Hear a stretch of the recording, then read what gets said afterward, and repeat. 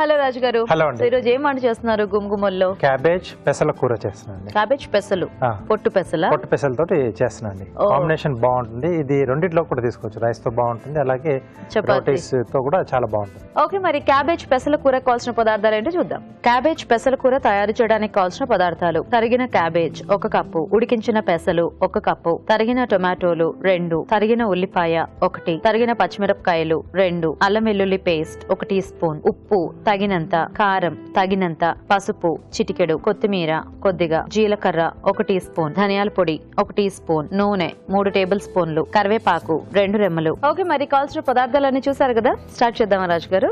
ఓకేనండి. సో ఇక్కడ పెసలు ఏంటంటే మనకు నానబెట్టిన కొంచెం ఉడకడానికి దీనిలో టైం తీసుకుంటుంది, కాబట్టి ముందుగానే కొంచెం మెత్తగా అయ్యేట్టుగా ఉడికించి పెట్టేసానండి. సో దానివల్ల ఏంటంటే మనకి ఇక్కడ ఎక్కువ టైం పట్టకుండా బాగా కలిసిపోతుంది కూడా. ఓకే, సో అలా ముందు రెడీ చేసి పెట్టేసుకుంటే మిగతాది మనకు సో క్యాబేజ్ ఒకటి మనకు బాగా మగ్గితే సరిపోతుంది. ఆయిల్ ఇస్తారా? ఫ్రీడమ్ రిఫైన్డ్ సన్ఫ్లవర్ ఆయిల్ అండి. సో చాలా లైట్గా ఉంటుంది, తక్కువ నూనెతో ఎక్కువ వంట చేసుకోవచ్చు. సో డీప్ ఫ్రై లాంటి వాటికి ఏంటంటే చాలా తక్కువగా అబ్జర్వ్ చేస్తుంది. సో అదే ఆయిల్ వాడుతున్నాం మనం ఇక్కడ.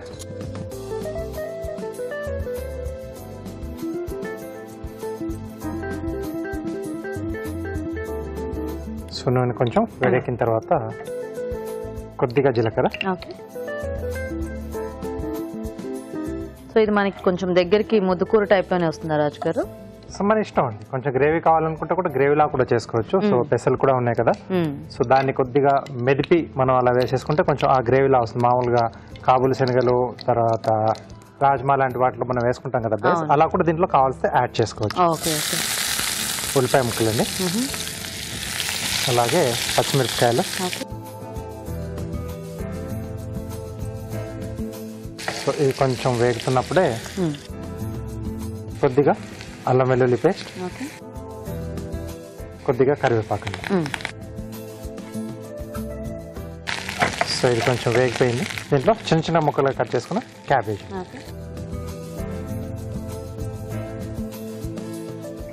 సో దీంతో పాటుగా సరిపడా ఉప్పు, కొద్దిగా కారం,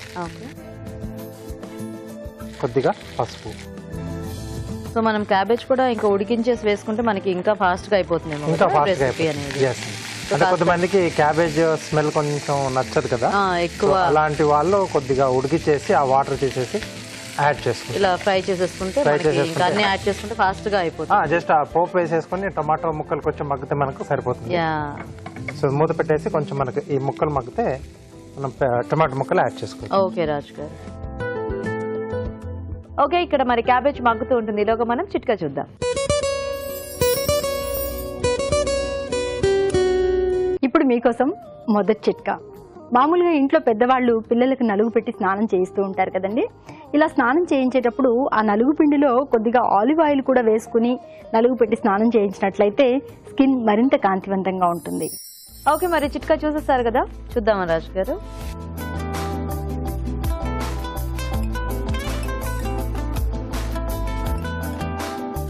ఓకే, సో కొంచెం దగ్గరకు వచ్చేసింది.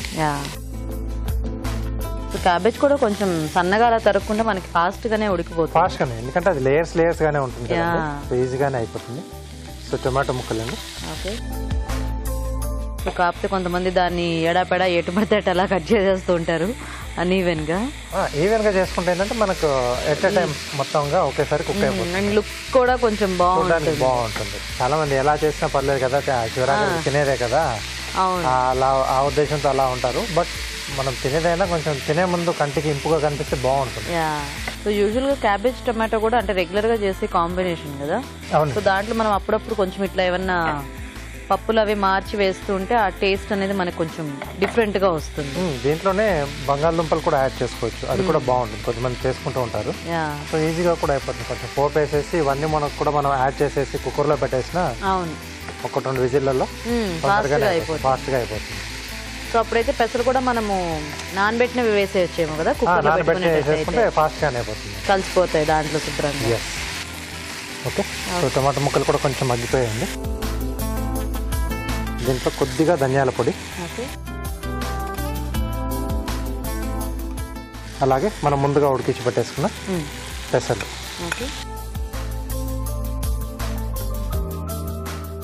ఇక్కడ కొంచెం గ్రేవీలా కావాలనుకుంటే కొంచెం స్పూన్తో మెదుపుకున్న మన పెసల్ని కొద్దిగా వాటర్ యాడ్ చేసేస్తే కొంచెం గుజ్జులా వచ్చేస్తుంది. కొద్దిగా వాటర్ యాడ్ చేద్దాము.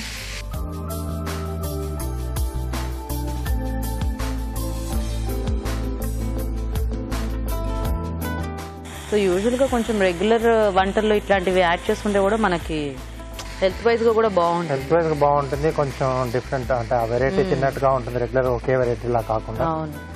సో టేస్ట్ కూడా కొంచెం మారుతుంది. ఇక్కడ ఏమి డీప్ ఫ్రైలో అట్లాంటివి లేవు కాబట్టి మనం అంటే హెల్దీ ప్రాసెస్ కదా, ఈజీ మెథడ్. ఎక్కువగా హంగామా లేకుండా సింపుల్ గానే చేసుకుంటాం. అంటే ఇంగ్రీడియంట్స్ కూడా వాడుకోవడం అనేది మసాలా లాగా కూడా ఎక్కువ లేదు మనకి, ఏం లేదు. ఇంట్లో ఆల్రెడీ మనకంటే రెగ్యులర్ గా వాడుకునే ఇంగ్రీడియంట్సే దీంట్లో కూడా వాడుతున్నాం.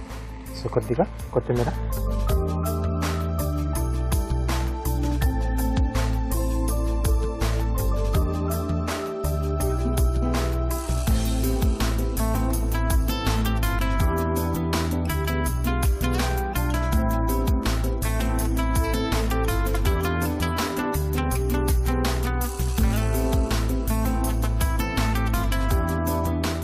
క్యాబేజ్ పెసల కూర రెడీ అండి. ఓకే, మరి క్యాబేజ్ పెసల కూర రెడీ అండి. టేస్ట్ చూసే ముందు తయారీ విధానం ఇంకోసారి చూద్దాం. క్యాబేజ్ పెసల కూర తయారు చేసే విధానం: ఒక పాన్ లో నూనె వేసి జీలకర్ర, ఉల్లిపాయ ముక్కలు, తరిగిన పచ్చిమిరపకాయలు, అల్లం వెల్లుల్లి పేస్ట్, కరివేపాకు వేసి వేయించాలి. దీనిలో తరిగిన క్యాబేజ్, ఉప్పు, కారం, పసుపు వేసి వేగనివ్వాలి. తర్వాత టొమాటోలు వేసి ఉడకనివ్వాలి. ఆ తర్వాత ధనియాల పొడి, ఉడికించిన పెసలు వేసి కాస్త మగ్గనివ్వాలి. ఆపై కొత్తిమీరతో గార్నిష్ చేసి సర్వ్ చేసుకుంటే క్యాబేజ్ పెసల కూర రెడీ.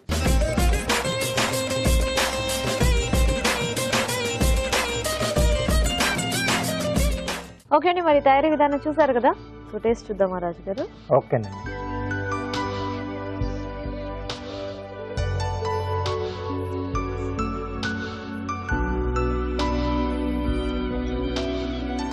బాగుంది కాంబినేషన్. క్యాబేజ్ ఫ్లేవర్ కంటే ఎక్కువగా అంటే మనం బాగా మెత్తగా ఉడికించుకున్నాం కదా పెసలు, ఆ పెసల టేస్ట్ ఎక్కువ తెలుస్తుంది, బాగా తెలుస్తుంది. అండ్ సాఫ్ట్ గా అంటే కర్రీస్ లో ఇలా కొంచెం సాఫ్ట్ ఉంటేనే బాగుంటుంది మనకి. అంటే కొన్ని రకాలవి మనకి పలుకులుగా తగిలిన ఇప్పుడు శనగపప్పు లాంటివి బాగానే ఉంటాయి, కానీ ఇలా ఈ పెసలు లాంటివి కొంచెం ఆ బొబ్బలు బాగా కొంచెం ఒక విజిల్ కంటే మనం అంటే ఒక విజిల్ ఎక్స్ట్రాగా మనం పెడితేనే బాగుంటుంది. ప్రెషర్ కుక్కర్ లో పెట్టుకున్నా సో కొంచెం ఎక్స్ట్రాగా సాఫ్ట్ గా ఉంటేనే తినేటప్పుడు టేస్ట్ అనేది కూడా బాగుంటుంది. సో ఈ కాంబినేషన్ కూడా చాలా బాగా సూట్ అయింది యాక్చువల్గా. అవునండి. సో చూసారు కదండి, చాలా హెల్దీ డిష్. మరి మీరు కూడా ట్రై చేయండి. ఇప్పుడు మీకోసం మొదటి చిట్కా. మామూలుగా ఇంట్లో పెద్దవాళ్ళు పిల్లలకు నలుగు పెట్టి స్నానం చేయిస్తూ ఉంటారు కదండి. ఇలా స్నానం చేయించేటప్పుడు ఆ నలుగు పిండిలో కొద్దిగా ఆలివ్ ఆయిల్ కూడా వేసుకుని నలుగు పెట్టి స్నానం చేయించినట్లయితే స్కిన్ మరింత కాంతివంతంగా ఉంటుంది.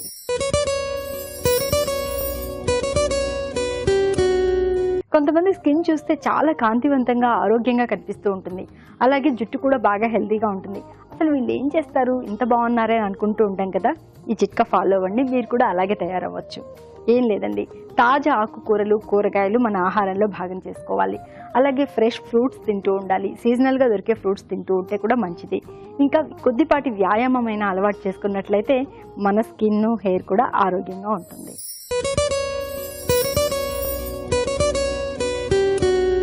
వెన్న కరిగించేటప్పుడు దించే ముందు ఒక స్పూన్ మజ్జిగ వేసినట్లయితే నెయ్యి మరింత తాజాగా ఉంటుంది, మరింత రుచికరంగా ఉంటుంది, మంచి సువాసనతో కూడా ఉంటుంది.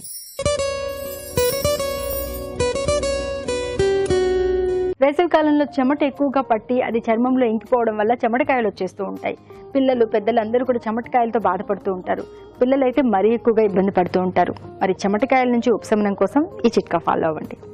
మంచి గంధం తీసుకుని అందులో కొద్దిగా రోజ్ వాటర్ వేసుకుని పేస్ట్ లాగా తయారు చేసుకుని చెమటకాయలు ఉన్న ప్రాంతంలో కనుక అప్లై చేసుకుంటూ ఉన్నట్లయితే చెమటకాయల నుంచి ఉపశమనం దొరుకుతుంది.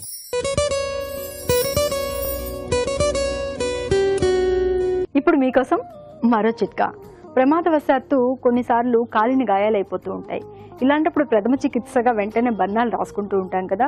బర్నాలు సమయానికి అందుబాటులో లేదనుకోండి, వెంటనే ఎగ్ వైట్ని కనుక కొద్దిగా తీసుకుని ఆ ప్రాంతంలో రాసుకున్నట్లయితే బొబ్బెక్కదు, అలాగే గాయం కూడా త్వరగా మానిపోతుంది.